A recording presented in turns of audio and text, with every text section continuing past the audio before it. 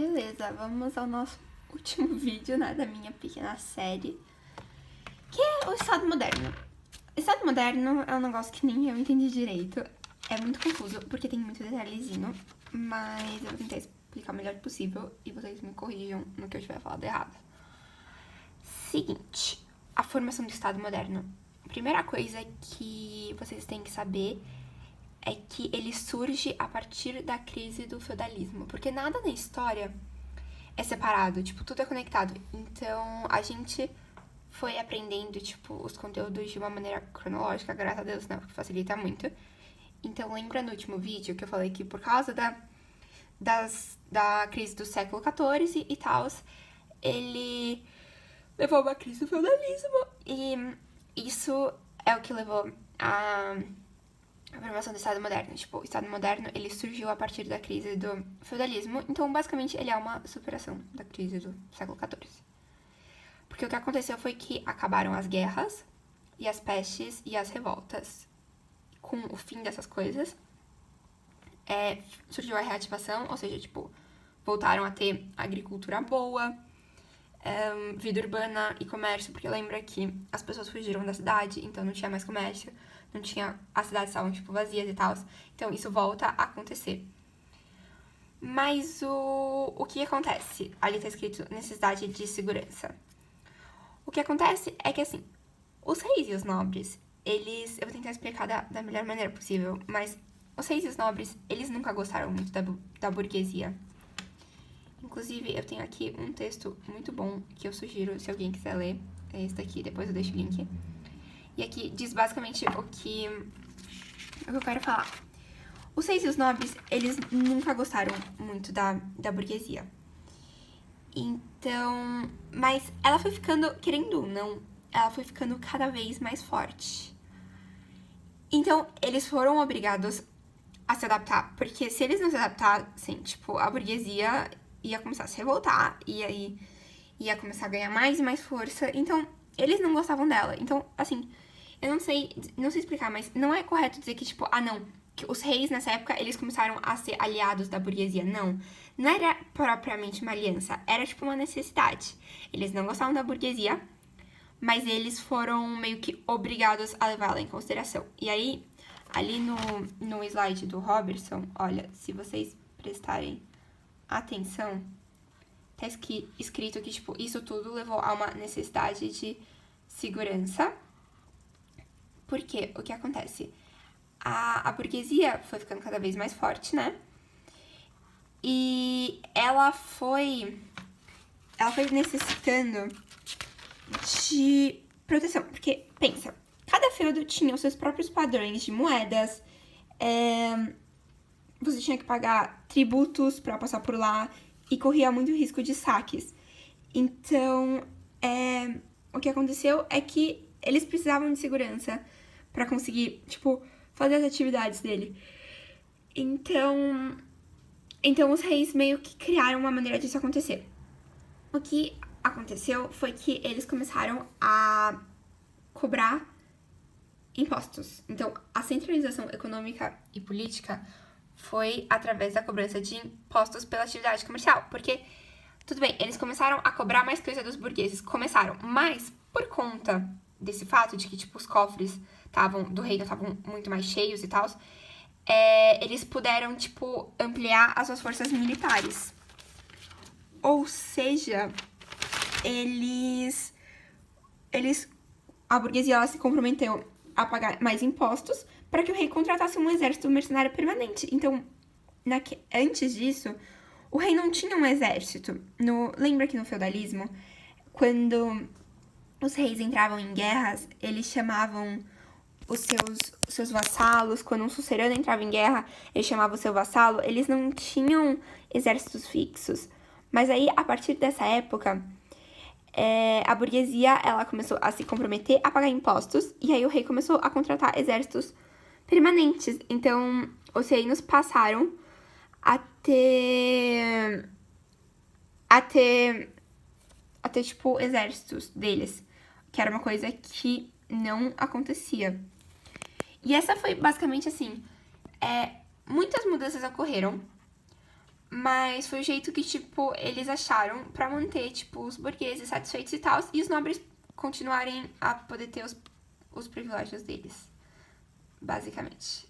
E aí, aqui, então, essa é a necessidade de segurança que levou a tudo o que eu falei.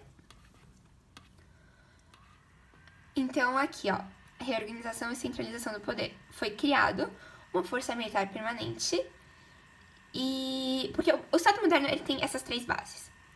A outra coisa que criaram era um sistema de arrecadação de impostos, que foi isso que eu falei. Eles criaram um bom sistema de arrecadação de impostos que valia no reino inteiro pra conseguir pagar esse exército e ter uma força militar permanente. Então, se você vê, tá tudo conectado. E aí, como é... Então, assim, lembra que as cidades, elas eram independentes? Elas perderam a sua independência, mas elas passaram a se fortalecer economicamente e politicamente, porque elas estavam mais seguras e elas tinham, tipo, a oportunidade de crescer mais.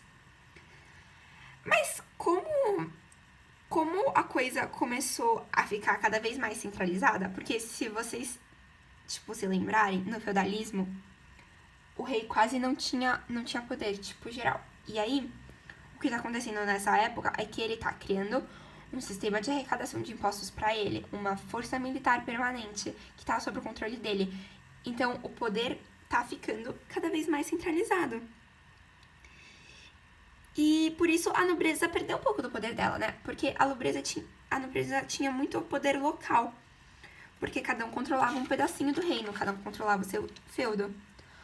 Mas isso parou de ter. Então, como a nobreza perdeu o poder local, ela passou a exercer um papel mais burocrático.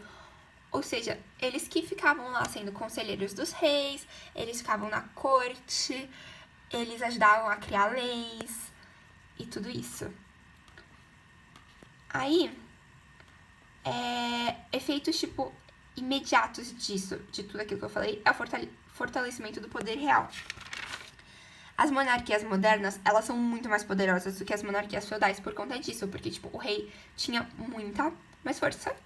E aí foi isso que eu falei, que a nobreza, ela perdeu o poder local, então ela se integrou ao Estado e virou o que eu falei, viraram, tipo, políticos, assim. E aí, por mais que as cidades não estejam independentes, a burguesia ficou cada vez mais fortalecidas. E aí, outra coisa que eu quero falar. Então, por isso que as monarquias modernas são diferentes das monarquias feudais. Porque na monarquia moderna, o poder está muito mais centralizado, portanto, o rei é muito mais poderoso. E uma coisa muito importante, que é, tipo, pegadinha de questão, monarquias modernas, territoriais e nacionais são sinônimos. Se aparecer qualquer uma dessas coisas, é a mesma coisa. A gente estudou como Estado moderno, então é, tipo, o termo que a gente usa mais. Mas esses 3 termos são sinônimos, então não se preocupa, tipo, ai meu Deus, eu não sei o que é monarquia moderna, eu não sei o que é monarquia nacional, eu não sei o que é monarquia territorial. Calma, que é tudo a mesma coisa, tipo, não tem que decorar cada uma dessas, porque tudo significa exatamente o mesmo. Elas são diferentes das monarquias feudais. Outra coisa importante de falar é que teve algumas coisas que não mudaram com o surgimento do Estado moderno, da Era Moderna, que foi a servidão, que ela foi reformulada. Lembra que eu falei que ela foi, tipo, os servos começaram a ter condições um pouco melhores. Então, tipo, ela continuava aí, ela só ficou diferente. A sociedade estamental continuaram tendo aquelas classes sociais super rigorosas. E a justificação divina do poder, tipo, a justificação divina no poder continuou sendo, tipo, uma coisa. As pessoas continuaram acreditando nisso. Então, essas foram coisas que não mudaram. Outra coisa importante de falar é que o primeiro reino a se tornar um Estado moderno foi Portugal. Então, talvez ele peça isso.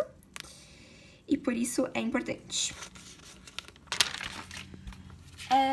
Principais realizações. Unificação territorial. Primeiramente, né? Como eu falei, os feudos foram gradavelmente sumindo. E o rei começou, tipo, a ter controle de todo o território novamente. Então, essa é a primeira realização, a unificação territorial. Segunda coisa, começou a ter lei.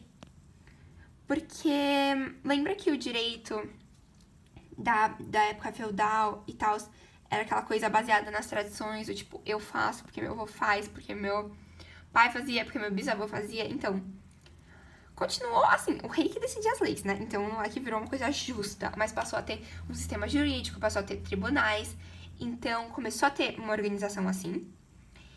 E outra coisa que foi muito, muito importante, essa eu acho que, na minha opinião, é tipo a coisa mais importante, né?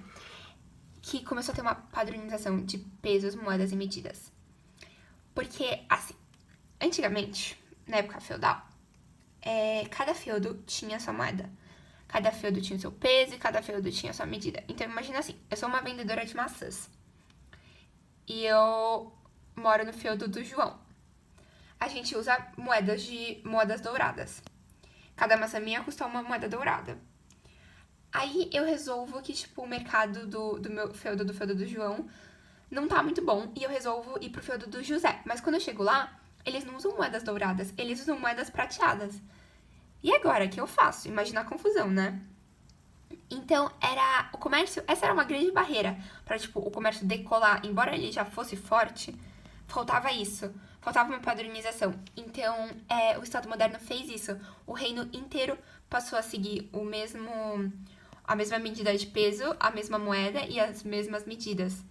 Então, formou um mercado nacional. Era mais fácil você fazer, tipo, comércio com o reino inteiro.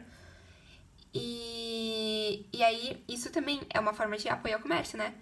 Porque começou, tipo, a ser muito mais fácil fazer com que, tipo, o comércio seja padronizado em tudo. Outra coisa é o apoio ao comércio, não, que eu falei, tipo, eles começaram a apoiar mais. E outra coisa muito importante foram o começo das expansões marítimas e comerciais, que eram as grandes navegações.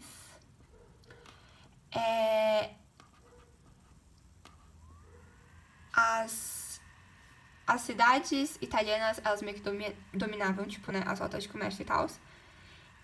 E aí, tipo, eles começaram a querer formar novas rotas, que era de Constantinopla, essa é aquela coisa que a gente aprende desde sempre. Mas só pra saber que as grandes, tipo, a expansão marítima e comercial europeia é uma realização do Estado nacional ou moderno, né, como eu falei, sinônimos. E as outras são unificação territorial, organização do sistema jurídico / tribunais. A terceira é padronização dos pesos, moedas e medidas. A quarta, apoio ao comércio. E a quinta, como eu falei, expansão marítima. Então, é basicamente isso, resumindo de uma maneira bem, tipo, ruim, porque eu não sei explicar isso direito. Então, me façam perguntas e me falem se eu tiver feito alguma coisa errada. Mas, basicamente, isso que é Estado moderno. Tá bom?